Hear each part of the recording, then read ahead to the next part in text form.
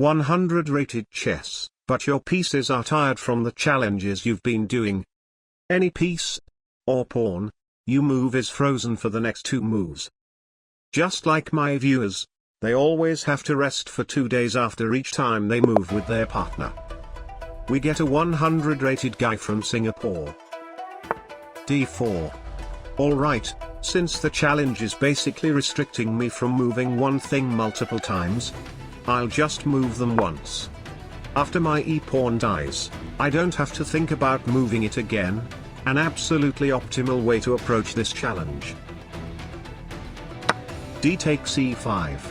A normal England gambit is definitely not a good choice, because the line requires us to move the queen for too many consecutive moves. I'll go for another line instead.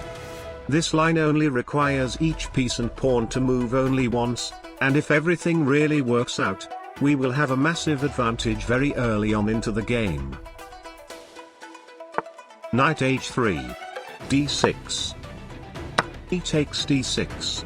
Bishop takes h3. Tradings are definitely good, they reduce the chance that we randomly blunder our pieces due to the challenge. G takes h3. And now I pretend to mouse slip my knight. Oh no, my horsey. D takes c7. That blunders a queen. Bishop takes f2 check. King takes f2 is forced. Queen takes d1. I knew about this line a long time ago, but this is the first time ever I actually managed to pull it off. And still, now comes the actual problem. You see, my queen made a move, so now she is frozen for the next 2 moves.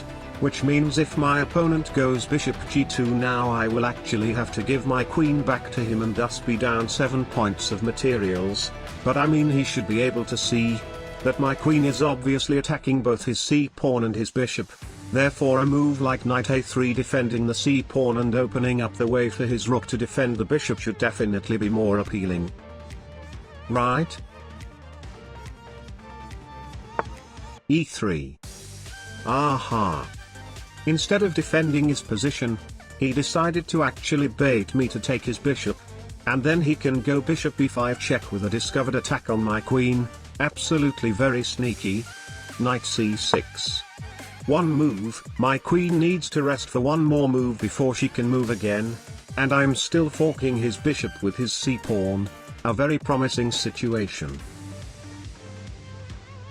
Rook g1. My queen is free.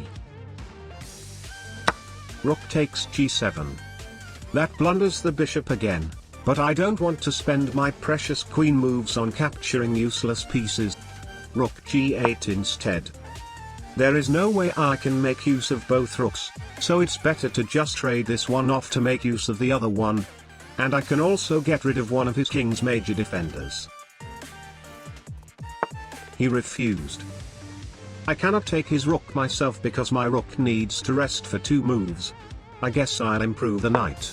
We don't have many pieces left though, but this is absolutely fine because my opponent also doesn't have many pieces left, and I can focus on rotating my moves between the available pieces and pawns, including my king. Now he takes the rook. A very weird decision of retreating and then capture anyway. But I'm definitely not complaining. e4. Aha. That blunders a very textbook and easy to see checkmate in 12. So if you are interested, please feel free to pause the video to find this very famous checkmate pattern. While I don't give you any time to do so because I know most of my viewers have already saw everything before I even manage to point it out, the move is obviously queen to f3 check. King e1 is forced. Next move is rook to g1, but unfortunately my rook has only been resting for 1 move. It is still frozen for 1 more move before I can move it again. So I guess, waiting move. Bishop g5 check. Aha.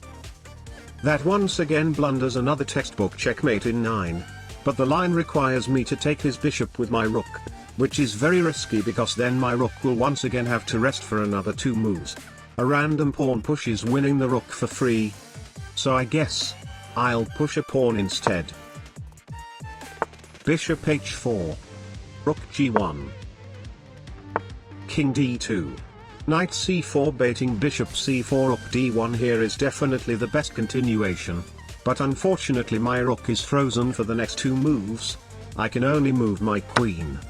No need to rush, as long as the video survives, the checkmate will eventually come. King c3. b5. Buying time until my queen can move again. King b3. a5. Queen c4 check. King a3. b4. Checkmate with a pawn.